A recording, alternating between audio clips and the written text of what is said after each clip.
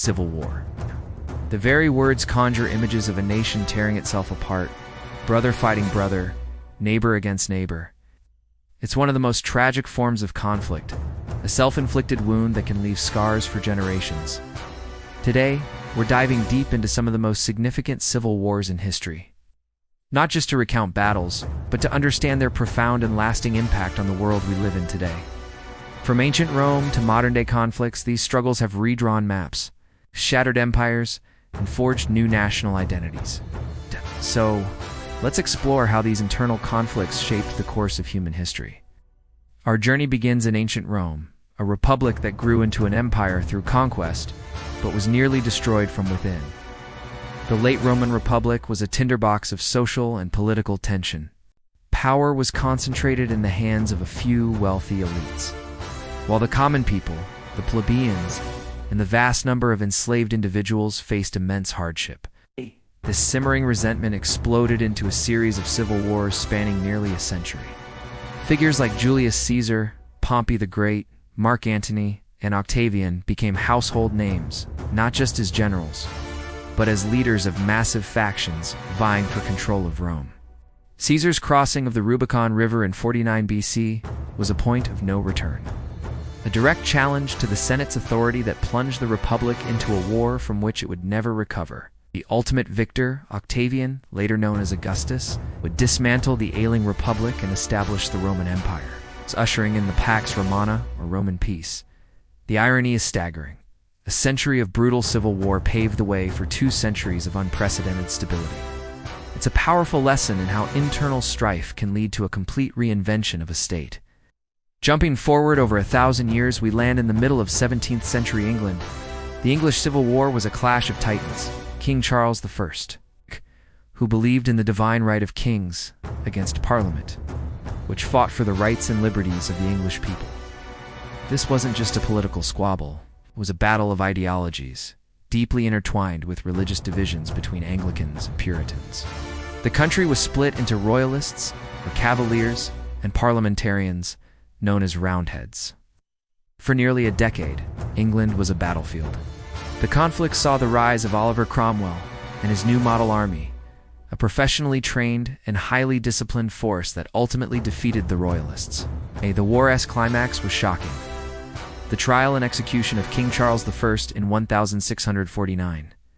It was a revolutionary act that sent shockwaves across Europe. For the first and only time, England became a republic, called the Commonwealth. Although the monarchy was eventually restored in 1660, the war had irrevocably changed the balance of power. Parliament's authority was solidified, laying the groundwork for the constitutional monarchy that exists in the UK today. The English Civil War proved that a monarch could not rule without the consent of the people's representatives. Now, let's cross the Atlantic to the United States in the mid-19th century. The American Civil War remains the deadliest conflict in American history, a brutal struggle that pitted the Union in the North against the Confederate States in the South. At its heart, the war was about the fundamental question of slavery. The Southern economy was deeply reliant on enslaved labor, while the North was increasingly industrial and abolitionist. Tensions had been building for decades over issues of states' rights and the expansion of slavery into new territories. The election of Abraham Lincoln in 1860 was the final straw for the South, leading to their secession and the outbreak of war in 1861. The conflict raged for 4 years, with immense casualties on both sides. Battles like Gettysburg and Antietam are etched into the national memory. Lincoln's Emancipation Proclamation in 1863 transformed the war's purpose, explicitly making the abolition of slavery a Union goal. The Union's victory in 1865 preserved the United States as a single, indivisible nation and led to the abolition of slavery. However, the war's aftermath, the Reconstruction era, was fraught with challenges. The struggle for civil rights for African Americans would continue for another century, a direct legacy of the war's unresolved issues. The American Civil War redefined the nation, forging a stronger central government and beginning the long, painful journey toward fulfilling its promise of liberty and justice for all. Our next stop is 20th century China, a nation that endured decades of internal turmoil. The Chinese Civil War was a long and intermittent conflict fought between the Kuomintang, The ruling Nationalist Party, led by Chiang Kai-shek, and the Communist Party of China, led by Mao Zedong. The struggle began in 1927 and was only interrupted by the Second Sino-Japanese War, when the two sides formed a temporary, uneasy alliance to fight a common enemy. After Japan's defeat in 1945, the Civil War resumed with even greater intensity. The Nationalists, despite receiving aid from the United States, were plagued by corruption and had lost popular support. In contrast, Mao's Communists successfully mobilized the vast rural peasantry with promises of land reform.